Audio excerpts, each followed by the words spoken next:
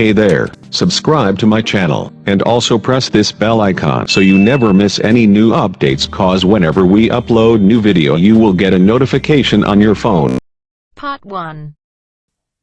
You will hear Kevin Brown asking for information about renting an apartment through an agency. First, you have some time to look at questions 1 to 5.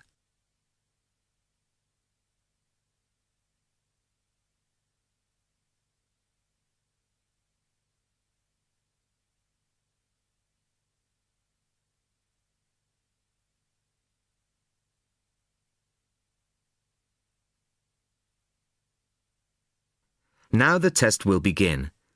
You should answer the questions as you listen, as you will not hear the recording a second time. Listen carefully to the first part of the conversation and answer questions 1 to 5.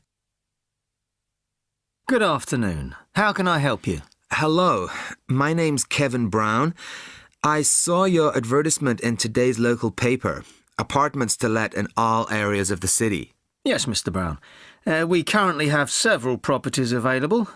What part of the city were you thinking of? Well, city centre ideally. Okay. And what price range are you interested in? I don't really know. What have you got? Well, prices start at £400 a month, going up to £1,000 a month. Okay. And what's the difference? What does the price depend on? Well, the number of bedrooms mainly. Uh-huh. The cheaper apartments have 1 bedroom, while the most expensive have 3 or 4 bedrooms. Okay. 2 bedrooms would be nice. So I'll say 2 bedrooms up to £600 a month. Mm-hmm. Do you have anything like that? Right, sir. We have... just give me a moment, please. Mm-hmm. We have 2 properties that might interest you. One is in North Street. It's a very nice apartment, but it's £750 a month. But that includes a private parking space. $750. That's a bit higher than I'd like to go, really. Do you have anything less expensive? Yes. We have another one at £625 a month. 625? Mm-hmm. All right, that sounds interesting. Where is it? It's in Cornell Road, at number 12B. I don't know that. How do you spell it? It's Cornell. It's near the park. I've never heard of it, but I'm sure I'll be able to find it on a map. Before you hear the rest of the conversation, you have some time to look at questions 6 to 10.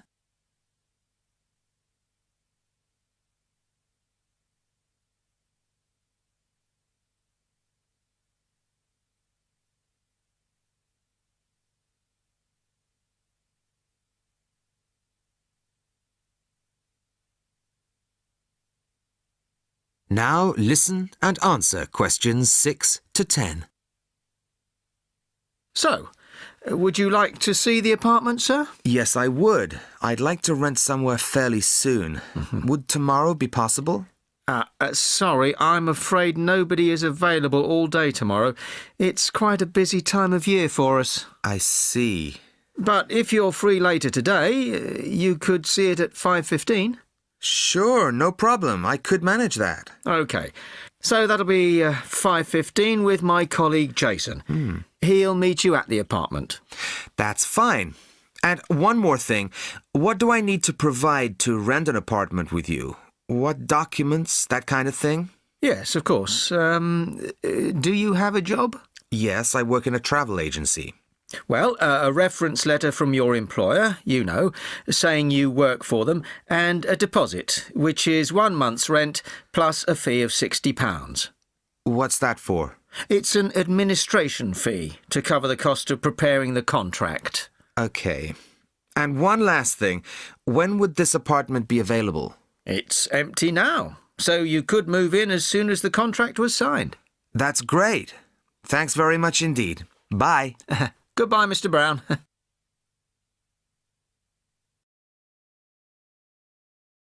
That is the end of part 1.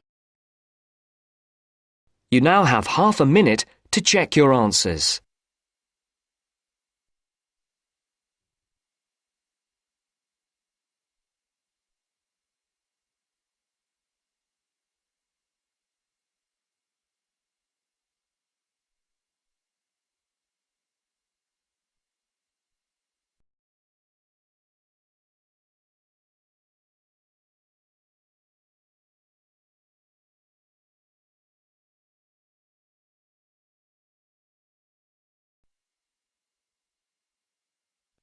Now turns to Part 2.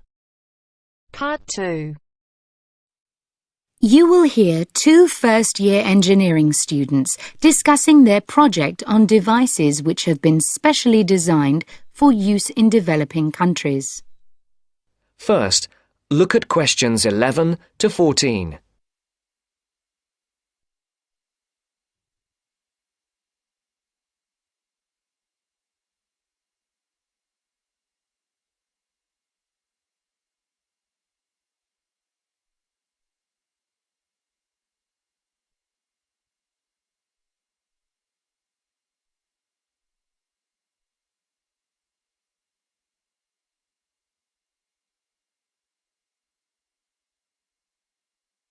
Listen carefully and decide which 4 planned developments are mentioned. Hi, Aileen. Thanks for coming. No problem. We've got our presentation coming up on Tuesday, so we need to get everything prepared now. Yeah, so we're agreed that we're going to concentrate on these 2 devices which have particularly helped people in developing countries. Yes, and we'll present the information in the form of a table, so it'll be really clear for non-specialists. We'll have 3 columns, using the headings we discussed in the last seminar. OK, I've got those here. I'll make notes. So let's start with the clockwork radio and how it works. We'll obviously say how it's powered, i.e. that it's wound up. Yeah, and we'll also need to explain how the energy is stored. OK, in a spring. Fine, keep it simple. But we also need to say that the thing which makes the mechanism so special is the inclusion of a gearbox, which makes it possible to release energy extremely slowly. And that means that it can operate for a long time with minimal effort. OK. Now, the next section is what are its benefits? I suppose we just need to emphasise that it costs a lot less than radios which use batteries. And if we want to, we can explain that these can cost as much as a week's wages in some parts of the world. Absolutely. And related to that, of course, is the fact that people don't have to depend on buying anything in a store, which in remote rural areas is really important. And then in the developments column, I think the most important thing we need to say is that the combination of the wind-up mechanism with a solar cell means that during the day it runs on the sun's energy, and you only have to wind it up when it's dark, which makes it a much more attractive option. And that's probably that for the radio. Yep.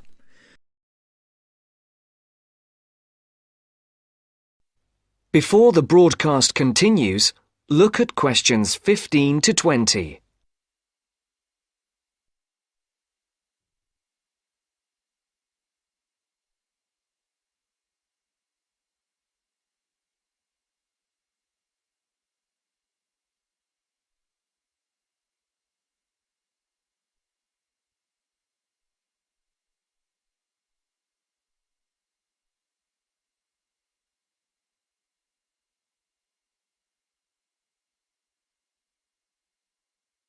You will now listen to the second part of the talk.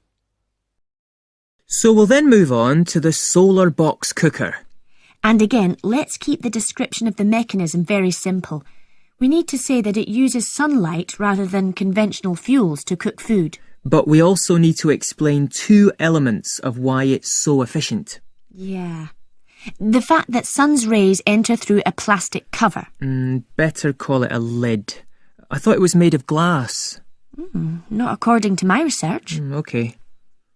And then we just say that light is transformed into heat and... Because it has a longer wavelength means that it gets trapped. And so it cooks the food. Good. Right. And then where do we begin on the advantages? There's so many. I suppose we have to begin with the fact that you no longer need to cut down trees, which brings a whole raft of other benefits in its turn. Sure.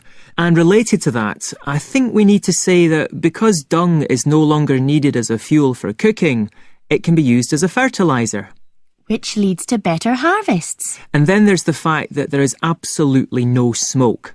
I was reading somewhere that there's a huge incidence of lung complaints, especially among women and children who have to breathe in smoke from conventional cookers. So that's another plus point. Yep. And then we need to say something about the way cookboxes have been improved. I think we can emphasise the fact that a reflector is often added at an angle to the lid to maximise the amount of light entering. Yes, good point. And also, I read about the fact that the floor or base of the box is raised, which improves heat retention. Oh, and I think we should mention the fact that many of the new boxes have a sloping or inclined lid, which increases the surface area to capture the sun's rays. Yes, that's a good point to finish on, I think. So, I'll write up that table on an OHT if you like, and we're all set for our presentation. Yes, great. If there's anything else that you think we should discuss...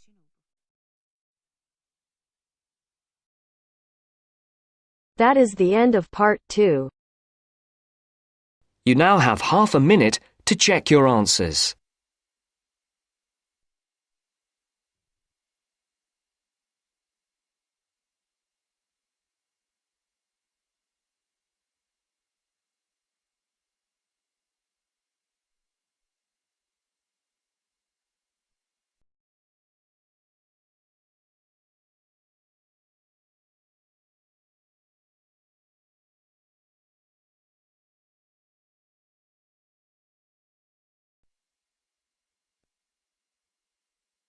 Now turns to part 3.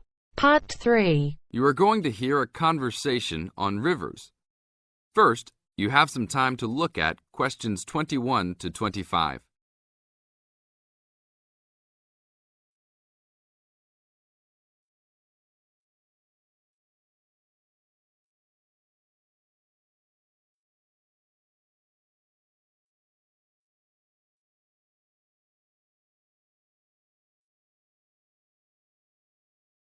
Now listen to the tape and answer the questions. Please tell me about the current state of the Amazon. We have increased deforestation, increased human population relating to deforestation, and a role of fire in the Amazon on a scale that's never been seen in history. At the same time, you can see progress in trying to counter that negative trend. How do you see this? We see this in the creation of national parks and indigenous areas, and efforts to fund sustainable development activities for locals. We see both good and the bad, and it's going to be a race to finish. I understand that you started the Minimum Critical Size of Ecosystems project. Could you tell me about it? A number of years ago, it became apparent that those practicing conservationists didn't have the scientific information available to properly design a conservation area. They didn't know how big it had to be, right? People were learning that as forests fragment, the fragments begin to shed species after they become isolated, so they end up becoming poor examples of what they had been. This relates to the size of the fragment. Do people still study this? Yes, there is a rich subfield of conservation biology that looks at the efforts of fragmentation.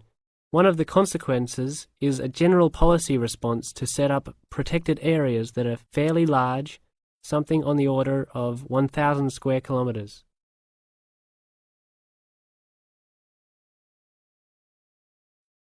Now look at questions 26 to 30.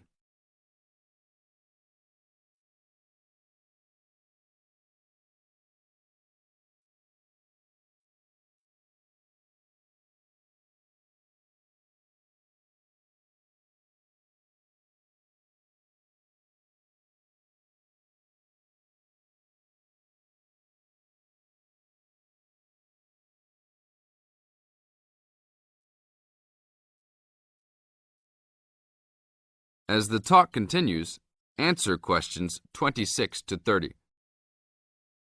Can you talk a little bit more about the forest fragmentation?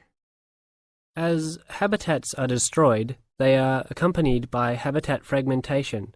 So when 50% of a forest is lost, the remaining 50% being is not one large block, but smaller pieces, which makes the conservation problem even worse than saying that 50% has been lost. And this affects not just forest, but species diversity, correct? In terms of species loss, we can't give you precise numbers about how many species are lost because of these fragmented landscapes, but we're beginning to get close to where we can make that estimation. And so one of the policy responses to all of this, beyond just trying to create large protected areas, is to try and reconnect the fragments. You've been active in many projects studying the Amazon region over the years. Can you tell us about that process of understanding the Amazon? When people first started looking at conservation priorities, there was not much information about the geography of plant and animal species.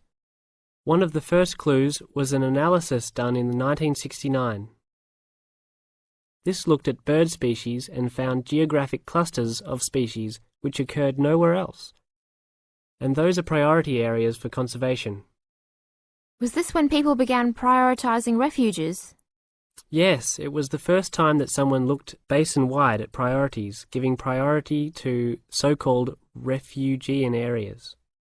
Was this when the new trend to use geographic information systems, or a GIS, started? That was in 1990 after we worked out a whole set of biological and conservational priorities and produced a big map using GIS. What are some of the things that GIS does? Well, there are several advantages of using a geographic information system. First, you can continually update the system so that it's now a constantly changing picture. You can actually watch changes. Then you can include large amounts of data, including information about the vectors of development. Roads, railroads, pipelines, hydroelectric projects, etc. And finally, because it is accessible on the internet, it makes this information available to anyone who's interested. That is the end of part 3. You now have half a minute to check your answers.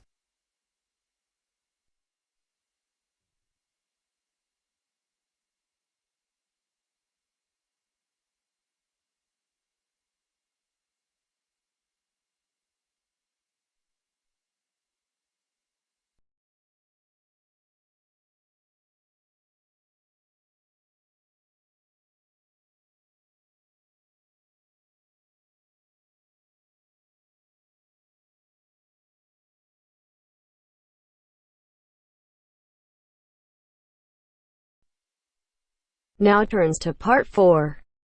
Part 4. You are going to hear a talk given by Jim Allen. He is going to share some of his findings of his research. Now you have some time to look at questions 31 to 40.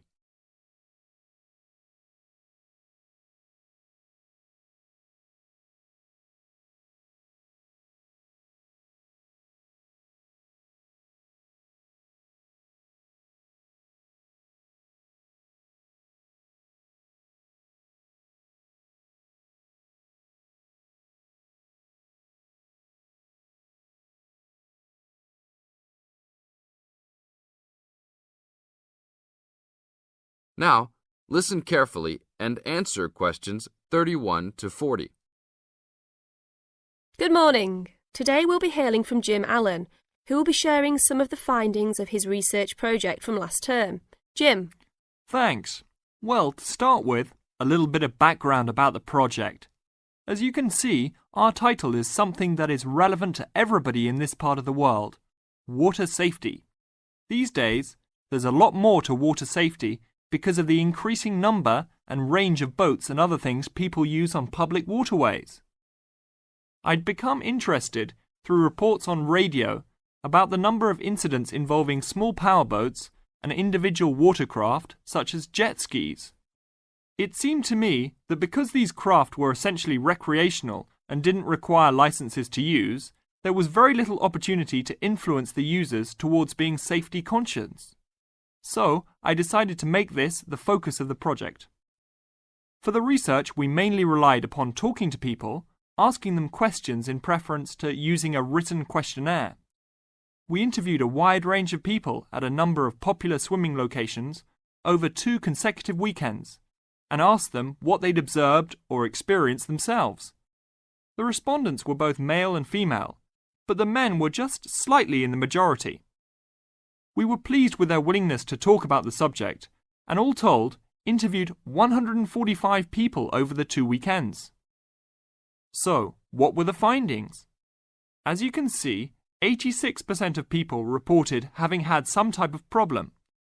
A surprisingly large percentage, 27%, commented that they had found it necessary to shout at an offending powerboat, but the main type of problem was the deafening sound that some of the boats made. On occasions, this led to swimmers deciding to move to another location. So what strategies did people adopt to ensure their own comfort and safety? Let's have a look at the figures. First, it was noticeable that there were often distinctly different answers between men and women.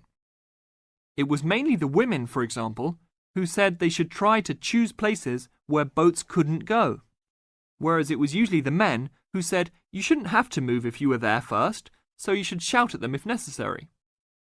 Both men and, it was women who said you should call the authorities if the situation gets too dangerous or the powerboat drivers are acting irresponsibly.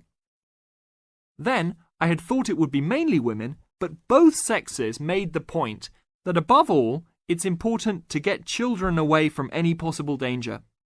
Men were very aware that jet skis could be unpredictable in inexperienced hands. They also made the point that it's much safer to have your car nearby and clearly visible to any watercraft if you're swimming in a relatively remote spot. Finally, wearing visible clothing, men didn't think it was quite as important as women, but both gave it a high safety rating. When we asked them what they thought the government should do to help solve the problem,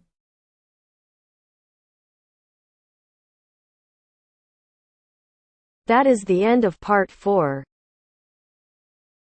You now have half a minute to check your answers.